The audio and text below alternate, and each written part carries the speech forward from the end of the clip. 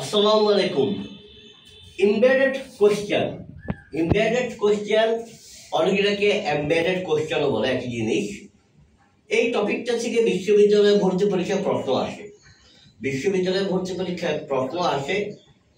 তো তোমরা যারা বিশ্ববিদ্যালয়ে ভর্তি পরীক্ষা দিবা তারা এই ভিডিওটা দেখলে আশা করি উপকৃত হবে ইনশাআল্লাহ। এমবেডেড কোশ্চেন জিনিসটা কি, এটাকে আমি খুব সুন্দরভাবে এবং সহজে বোঝানোর চেষ্টা করব। দেখো, একটা sentence, where does he live, এটা একটা কোয়েশ্চেন, ঠিক আছে।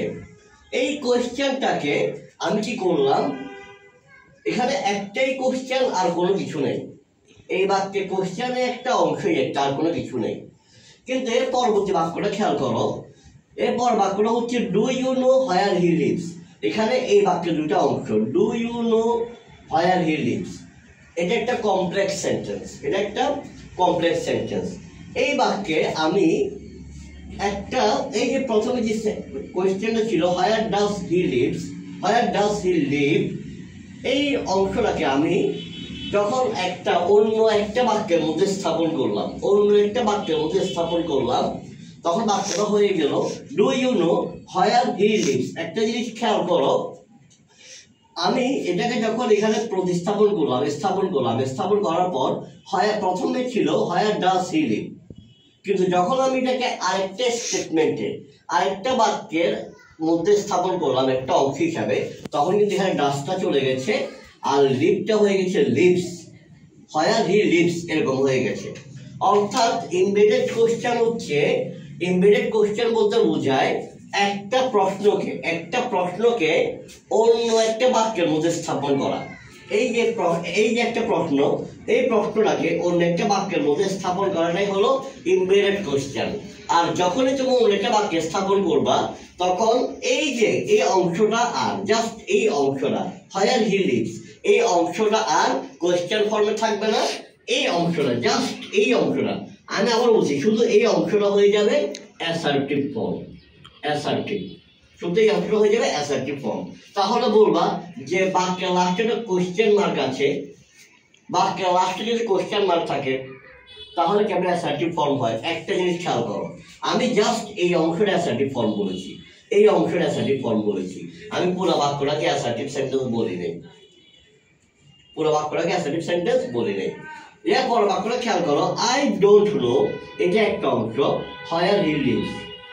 এখানে হোয়ার ডাজ হি লিভটাকে আমি এখানে প্রতিস্থাপন করলাম, স্থাপন করার পরে কি হয়ে গেল, হোয়ার হি লিভস। অর্থাৎ এখানে ডাজটা চলে গেছে আর লিভটা কি হয়ে গেছে, লিভস। এখন দেখো, এটা একটা, এই অংশটা হয়ে গেছে অ্যাসার্টিভ, আর এই বাক্যটা খেয়াল করো, এই বাক্যটাও কিন্তু একটা অ্যাসার্টিভ বাক্য, পুরো বাক্যটা। এখন কথা হচ্ছে, এমবেডেড কোশ্চেন মানে তুমি বুঝছো যে একটা প্রশ্নকে অন্য একটা প্রশ্ন কিংবা অন্য একটা অংশের মধ্যে, একটা পূর্ণাঙ্গ বাক্যের মধ্যে স্থাপন করা, এটা তো বুঝছো। কিন্তু কখনো লাস্টে প্রশ্নবোধক হচ্ছে, কখনো লাস্টে ফুল স্টপ হচ্ছে, কেন? এটা বোঝার জন্য আমি এই দুইটা বাক্যকে আবার লিখছি, তুমি একটু খেয়াল করো। এমবেডেড কোশ্চেনের জন্য তুমি তিনটা জিনিস মনে রাখবা। এক, দুইটা ক্লজ থাকবে। কয়টা ক্লজ? দুইটা ক্লজ। একটা হবে প্রিন্সিপাল ক্লজ, আরেকটা হবে সাবঅর্ডিনেট ক্লজ।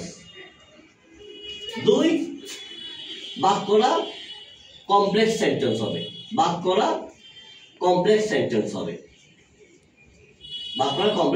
হবে। 3 নাম্বার, এমবেডেড কোশ্চেনের অংশটি অ্যাসার্টিভ ফর্ম এ হবে। এবার দেখো, তিনটে জিনিস দেখো, ডু ইউ নো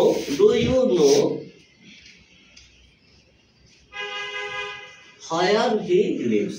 একটা এমবেডেড কোশ্চেনে দুইটা ক্লজ থাকবে, একদম এটা থাকবে। এটা হচ্ছে প্রথম ক্লজ হচ্ছে প্রিন্সিপাল ক্লজ, আমি পিসি লিখছি সংক্ষেপে। দ্বিতীয়টা অংশ হচ্ছে সাবঅর্ডিনেট ক্লজ, আমি এসসি লিখছি সংক্ষেপে। এই যে প্রিন্সিপাল ক্লজের যে অংশটা, এই বাক্যটা একটা কমপ্লেক্স সেন্টেন্স হবে, এই বাক্যটা একটা কমপ্লেক্স সেন্টেন্স হবে। এমবেডেড কোশ্চেন কোনটা? এই এমবেডেড কোশ্চেনের অংশ হচ্ছে জাস্ট এটা, হোয়ার হি লিভস, জাস্ট এই অংশটা হবে অ্যাসার্টিভ ফর্মে, এই অংশটা হবে অ্যাসার্টিভ ফর্মে। এখন এই অংশটা যদি অ্যাসার্টিভ ফর্মে হয় তাহলে কি পুরো বাক্যটা কি অ্যাসার্টিভ হবে? এটা না, পুরো বাক্যর এই অংশটা এমবেডেড কোশ্চেনের অংশটা অল টাইম অ্যাসার্টিভ। পুরো বাক্যটা অ্যাসার্টিভ হোক কিংবা ইন্টারোগেটিভ হোক, পুরো বাক্যটা অ্যাসার্টিভ হোক কিংবা ইন্টারোগেটিভ হোক, যেটাই হোক, এই যে এমবেডেড কোশ্চেন, এখানে এই অংশটা হচ্ছে এমবেডেড কোশ্চেন। এমবেডেড কোশ্চেনের যে অংশটা, ওই অংশটা অ্যাসার্টিভ ফর্ম হবে, কিন্তু পুরো বাক্যটা কি অ্যাসার্টিভ হবে নাকি ইন্টারোগেটিভ হবে এটা নির্ভর করে প্রিন্সিপাল ক্লজের উপর। এখানে দেখো ডু ইউ নো, এটা প্রিন্সিপাল ক্লজ। এখানে একটা প্রশ্ন করতেছে, ডু ইউ নো, একটা প্রশ্ন করতেছে, অর্থাৎ এই ডু ইউ নোটা কি ইন্টারোগেটিভ ফর্মে আছে, যার কারণে পুরো বাক্যটা ইন্টারোগেটিভ ফর্মে আমি ধরে নিতে হবে, পুরো বাক্যটা ইন্টারোগেটিভ। কিন্তু আমি যদি বলি I don't know where he lives, এখানে হোয়ার হি লিভস এটা হচ্ছে এমবেডেড কোশ্চেন, এমবেডেড কোশ্চেনের ক্ষেত্রে মনে রাখবা WH এর পরে, এই যে WH, এই WH এর পরে WH কোশ্চেন গুলো তোমরা জানো, who, which, whom, what, where, when, how, why. WH কোশ্চেনের পরে এমবেডেড কোশ্চেনের ক্ষেত্রে সচরাচর WH কোশ্চেনের ক্ষেত্রে কি হয়, আমি যদি বলি হোয়ার ডাজ হি লিভ, এখানে দেখো একটা কি অক্সিলারি ভার্ব আছে, অথবা হোয়াট ইজ হিজ নেম, এখানে একটা লিঙ্কিং ভার্ব আসছে, ঠিক আছে। অর্থাৎ WH কোশ্চেনের পর সচরাচর কি হয়, একটা ভার্ব আসে, তারপর সাবজেক্ট আসে। WH কোশ্চেনের পরে প্রথমে ভার্ব আসে, তারপর কি আসে, সাবজেক্ট আসে। কিন্তু তুমি যখন এমবেডেড কোশ্চেন করবা WH এর পরে এই ভার্বটা আসবে না, লিঙ্কিং ভার্ব কিংবা অক্সিলারি ভার্ব আসবে না। WH কোশ্চেনের পর সরাসরি কি আসবে, সাবজেক্ট আসবে, সাবজেক্ট আসবে। এখন দেখো পরের বাক্যটা দেখো, আই ডোন্ট নো, এটা হচ্ছে কি প্রিন্সিপাল ক্লজ, আমি পিসি লিখছি। হোয়ার হি লিভস, এটা হচ্ছে সাবঅর্ডিনেট ক্লজ, আমি এসসি লিখছি। এখন দেখো আই ডোন্ট নো, এটা একটা অ্যাসার্টিভ ফর্মে আছে, এটা কি খালি কোনো প্রশ্ন করছি আমি, প্রশ্ন করিনি, এটা অ্যাসার্টিভ ফর্মে আছে, যার কারণে পুরো বাক্যটা হবে একটা অ্যাসার্টিভ সেন্টেন্স, লাস্টিক বুলেটটা হবে, প্রশ্নবোধক হবে না। এটা হচ্ছে এমবেডেড কোশ্চেন। কয়েকটা উদাহরণ আমি লিখতে পারি, কয়েকটা উদাহরণ বোঝার জন্য লিখতে পারি। যেমন দেখায় বলতে পারি I wonder